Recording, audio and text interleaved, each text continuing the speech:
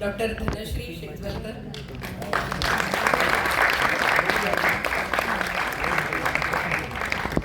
Harmonium साथ केली अपर्णा टेंगडे,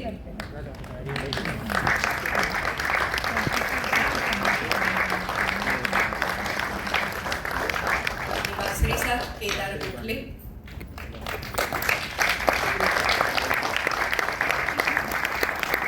मनापासून स्वागत. पु ल कट्ट्यावर दर शुक्रवारी खरं तर वैविध्यपूर्ण असे कार्यक्रम आपल्या इथे होत असतात आणि पु ल देशपांडे महाराष्ट्र कला अकादमीला नक्कीच याबद्दल खूप एक रसिकांची आणि कलावंतांची भेट घडवून आणणं हा एक अतिशय उत्तम असा योग पु ल देशपांडे महाराष्ट्र कला अकादमीला निश्चित वाटतो आणि त्याच दृष्टिकोनातनं वेगवेगळे कार्यक्रम इथे सादर होत असतात.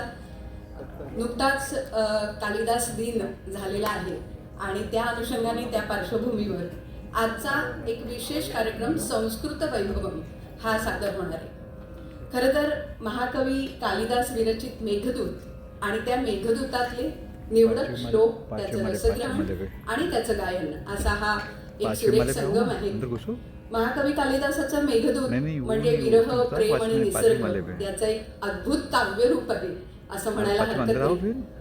कारण यक्षाला आपल्या प्रेयसीपासून दूर केलं जातं आणि मग त्या प्रेयसीपर्यंत निरोप पोहोचवण्यासाठी मेघालाच तो दूत करतो आणि त्यामुळेच हा सगळा प्रवास जो आहे तो रामगिरीपासून अलकानगरीपर्यंतचा प्रवास आहे आणि हा प्रवास केवळ संदेशाचा प्रवास नाहीये तर तो भारतभूमीच्या निसर्ग सौंदर्याचा देखील एक वेगळा प्रवास आहे. आणि त्यामुळेच मेघदूताचं वर्णन जेव्हा केलं जातं तेव्हा विविध श्लोकांमधनं ते आपल्यासमोर साकारतं आणि तेच चित्रण एका दृष्टीने शब्द, सूर आणि चित्र या माध्यमातनं मेघदूत आपल्यासमोर साकार होणार आहे. ही संपूर्ण संकल्पना आणि निवेदन आहे डॉक्टर प्राची जांभेकर यांचं. गेली 23 वर्ष महाराष्ट्र शासनामध्ये राजपत्रित अधिकारी म्हणून त्या कार्यरत आहेत. सध्या बृहन्मुंबई महानगरपालिकेमध्ये उपायुक्त शिक्षण म्हणून त्या कार्यरत आहेत. आमच्या सगळ्यांच्या वतीने, प्रेक्षकांच्या वतीने तुम्हाला आवर्जून सांगू इच्छिते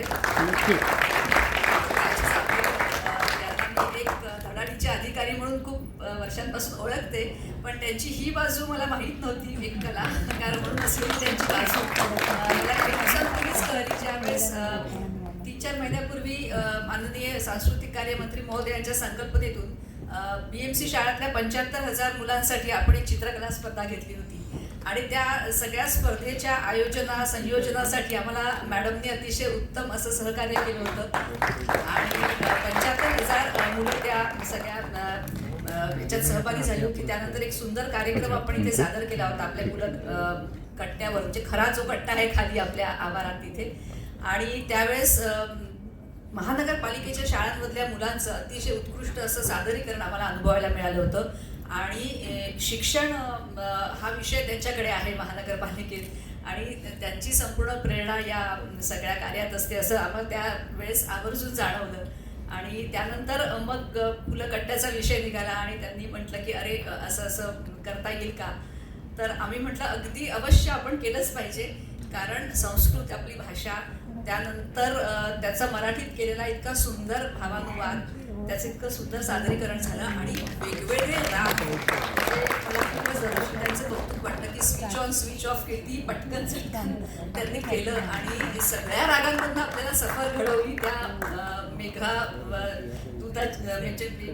त्या काव्याची जी सफर घडवली ती खूप सुंदर घडवली आणि अर्थात सुंदर त्यांना साथ यांनी दिली आहे. दोन्ही कलाकारांचे सुद्धा मी मनापासून आभार मानते.